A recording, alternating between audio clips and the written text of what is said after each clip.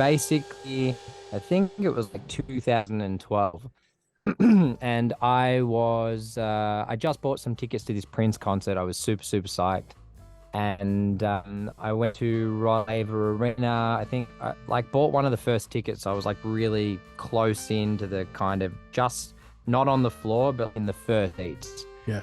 And he did like 3 hour concert with the NPG band, New Power Generation band, I think it was. Yeah. And it was super dope. It was dope. And they just rocked and rolled for 3.5 hours. And I was like blown away, and it was crazy. It was a crazy experience for me just to see him live. It was my first time. I still got the Prince. Wait, hold up. You're right. Yeah. Look, check it out. Oh. Here it is. So yeah, it was 2012. Oh fuck. Prince, lowest C, beat 372.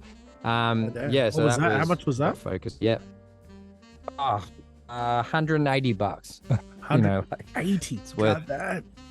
Yeah, worth every penny. But yeah, I went to see Prince. It was super exciting, but I knew that Prince has these kind of like underground shows, like he calls them after parties or whatever. And so I was like asking around heaps, trying to find out where that's going to be, and no one knows until last minute.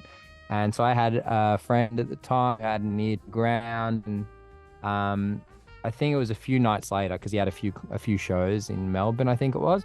And then I went to bed. It was about 12 at night, and I got a phone call. Spike, I just heard that Prince is he's going to playing his after party and it's late.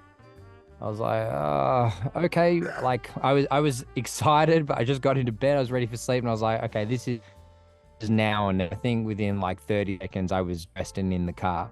Yeah. And I just spent down there. I went down to the city in Bennett's Lane. It's like this dark, parked the car. There was absolutely no one there. It was a dark alleyway. And I went down the alleyway, and there were just these like closed gates. And so I was like, okay, it's probably not happening. And I knocked the gates, and this like 6'7", 6'8" security guard came out. I'm like, hey man, is Prince playing here tonight? And he's like, yeah. And I was like, okay, what is 10 years ago as well? I'm like, so what's the deal? And he's like, goes to me, it's $300. I was like, oh shit. And at the time I was scraping by. I think I just started my music studio. So I wasn't really earning any money from that. And I had the second where I was like, okay, $300 is a lot of money. Yeah. Either this guy's just gonna take my money and I'm gonna lick my wounds, or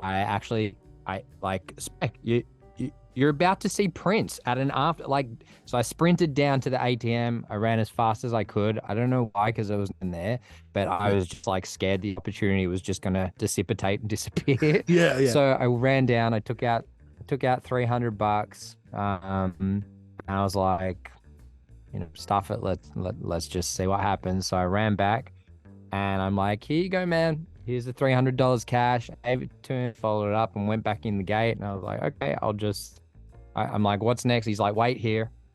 And so I reckon I was waiting for about 45 minutes, and slowly people started rolling up. So I was like, okay, I think this is actually happening. It was about 40, 50 people.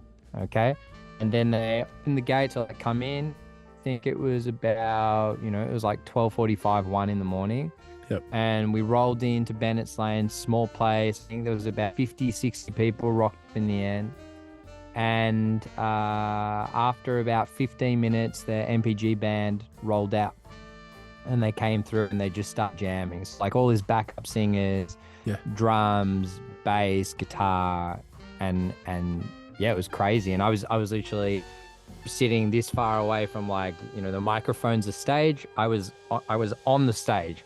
Yeah. And just sitting on the floor. And after about 30 minutes of them jamming, lo and behold, Prince walks out. And it was just it was like it was just mind blowing. Like, it's been at Rod Laver Arena a couple of nights ago, and you're kind of like quite far from the stage, and I was like, right. Prince is like, yeah, Prince is a handshake away. Yeah. And so anyway, you know, they did this crazy show. It went for 3.5 hours till about 4 or 5 in the morning. And it was just unbelievable. Prince was playing drums, he was playing guitar, he was playing keys, he was singing, and they just kind of swapping instruments and just jamming. It was just so wild. And I have some Prince footage. So I took out my phone, started filming, and then they started confiscating telephones. I don't know why. Yeah, I don't know why I said telephones. They started confiscating mobiles. Yeah, telephones. Like anyway. So yeah, I got some Prince footage. I still have it on my computer. I'll send it to you, and then you can maybe play it at the end of the thing. Sure, man. And yeah, they're just not allowing anyone to do any filming of any kind, because Prince didn't like to be filmed, which is just like a bit of a contradiction. But anyway. And yeah, there was this moment within the show. Prince was like on the side of the stage with his backup singer, just kind of like taking a break and just chilling. And I was like, this is the moment. I'm going to meet Prince. And it was so casual. So I had my little Prince hits of all time album on me, and I like got a pen, and I was with my friend. I'm like, let's go meet Prince. And so I walked up the side of the stage. I'm like, hey, Prince. It's just like, it was so awkward for me. Yeah, it's like, can I call you Prince? I mean, that's your name. It was like a weird experience. And I'm like, look, man, you know, can I have your autograph on this album? I really appreciate it. And he took the album and he took the pen and he kind of looked at me, and then he like looked at his backup singer, he looked at me, looked at his backup singer, and then he like dropped the album in the ground. And I was kind of like standing there, and like I was obviously confused. I was like, the fuck? I'm like, do you want me to get for you? Like, what's going on right now? And he picked it up and he like gave it back to me. He's like, sorry, man, I can't sign this. And I was like, why? I mean, it's like, sorry, dude, I can't. He like shook my hand, and I kind of stood there a little bit stunned, like, oh, I wasn't expecting that scenario. And I did some research later, and the research I found is because he is a Jehovah's Witness, he doesn't believe in idolizing people. Which is also a contradiction. It's like, dude, you're Prince. You've made your livelihood off people being fans of what you. So yeah, I mean, this experience. I obviously haven't washed my hand for 10 years, and you know, yeah, it was just like that's such a good story. It was crazy. Yeah, it was a crazy story, and I think like a couple years later, like he passed away, and I was like, I think at his last piano concert in Australia, which he didn't end up going to, but just that experience, you know, it was like $300, and it was just like, was it worth it? It was just one of the best Absolutely. It was like one of the best experiences I ever had. Did you see anyone else there? In such an intimate setting? Like famous people? Yeah. Like I'd imagine there'd be like, I don't know. What's that dude off Sunrise? Is that Richard Wilkins? I feel like he would have been there. I have no idea. I think it was like, Molly Melton. Look, it was like a handful of people. 50, absolutely. 60 people. It wasn't the older guys, it was the younger ones, you know. Exactly. I was in my mid-20s, and it was like 1 till 5 in the morning. You know, I'm 10 years older now. I'm in bed by 10 o'clock. So, you know, I probably wouldn't be getting up at 1 o'clock to go to a private Prince show. Maybe I would, but still, yeah, I mean, it was a crazy experience, and I was like super inspired. I literally got to watch about 7-8 hours in total of Prince that week live, and just seeing the musicians, and you know, unpopular opinion, Prince isn't as good a drummer as I thought he would be. I mean, he can find his way on the drums. It's probably because he's better at all the other. He killed the piano. Yeah, he killed keys. He killed the guitar, electric guitar and bass. He was just like crazy, and drums he was all right. Yeah. But yeah, it was just like a beautiful one of those beautiful experiences that I'll remember forever. You know, I'll tell That's my awesome. kids, I'll be like, yeah, I met Prince back in my day. I'll be like, Dad, you're so old and Yeah. uncle. No one cares about Prince, Bro, man. Prince is now being taught in history, mate. Like he's part of the history lesson. Yeah. Yeah. Yeah, well, my dad's like, my dad says to me now, which is still kind of cool, is like I had dinner with Paul McCartney and I I went love to that. David Bowie's after party and got to shake his hand. He's a really lovely guy. Jeez, man. Which, when I was younger, I was like, okay, I don't care. But now, Now it's like obviously, I'm far out. like, That's wow, awesome. that's So, super dope. My son's name is Ziggy, so there you go, yeah, wow. Yeah, that's awesome, dude. Well, Ziggy Stardust.